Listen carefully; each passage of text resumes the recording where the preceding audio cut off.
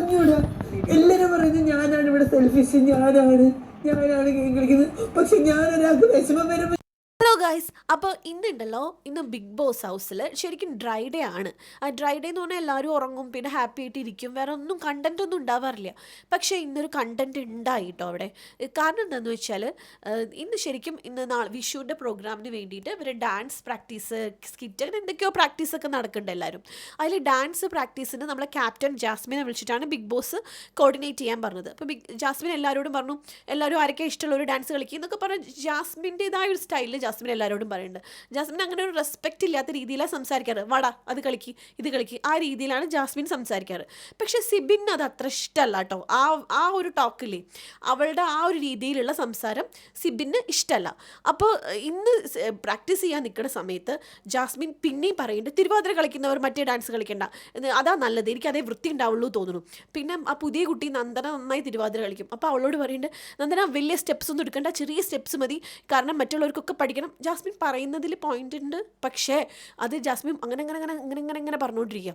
പക്ഷേ എല്ലാവരും കൊറിയോഗ്രാഫി ചെയ്യാൻ അവിടെ ഉള്ളവരൊക്കെ ഏൽപ്പിച്ചത് സിബിനെയാണ്. സിബിൻ ഭയങ്കര കൊറിയോഗ്രാഫറാണ്, എത്ര പെട്ടെന്നാന്ന് പറയും എല്ലാവരും എല്ലാം പഠിപ്പിക്കുന്നത്.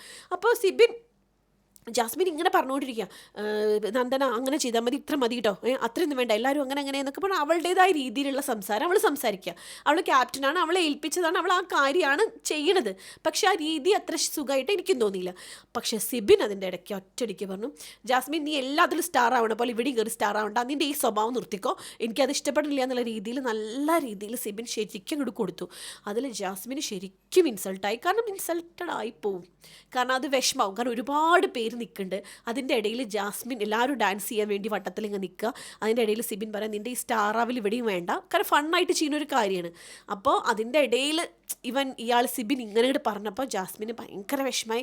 ജാസ്മിൻ ബാത്റൂമിലേക്ക് പോണു, കരച്ചിൽ ബഹളമൊക്കെ ആയിരുന്നു, ഭയങ്കര സങ്കടത്തിൽ കരഞ്ഞ് ഗബ്രി പുറകെ പോയി, റസ്മിനും പോയി, വേറെ ആരും പോയില്ല. ഗബ്രിക്ക് ഭയങ്കര വിഷമായി. ഗബ്രി റസ്മിനും പറഞ്ഞു അത് ശരിക്കും ഇൻസൾട്ട് ചെയ്തിട്ടുണ്ട്, പക്ഷേ അത് കാര്യമുണ്ട്, കാരണം ജാസ്മിൻ്റെ ഒരു രീതി ചിലവർക്ക് ഇഷ്ടപ്പെട്ടു എന്ന് വരില്ല. എനിക്ക് ആരുടെ ഭാഗത്താ ശരി തെറ്റ് അങ്ങനെയൊന്നും എനിക്ക് പറയാൻ അറിയില്ല, കാരണം ജാസ്മിൻ ഇപ്പോൾ കുറേ ആയിട്ട് ഇമോഷണലി ഭയങ്കര വീക്കാണ്. അപ്പോൾ കുറച്ച് ദിവസമായിട്ട് വൈൽഡ് കാർഡ്സ് വന്നതിന് ശേഷം, അതിന് അല്ലെങ്കിൽ അവൾ ആ അഹങ്കാരത്തിൽ തന്നെ നടന്നിരുന്നു കേട്ടോ.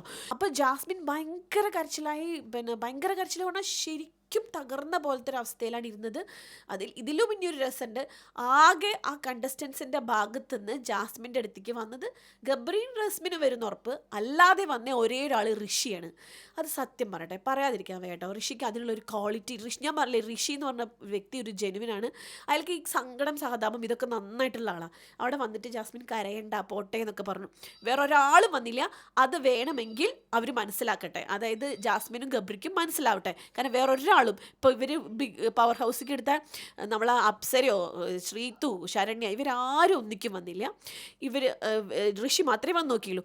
ഇനി ബിഗ് ബോസ് ജാസ്മിനെ വിളിച്ചിട്ട് ഒരു അരമണിക്കൂർ എന്നല്ല, മണിക്കൂറോളൊക്കെ അതിൻ്റെ ഉള്ളിൽ ഇരുത്തി സംസാരിച്ച് ശരിയാക്കിയിട്ടുണ്ട്.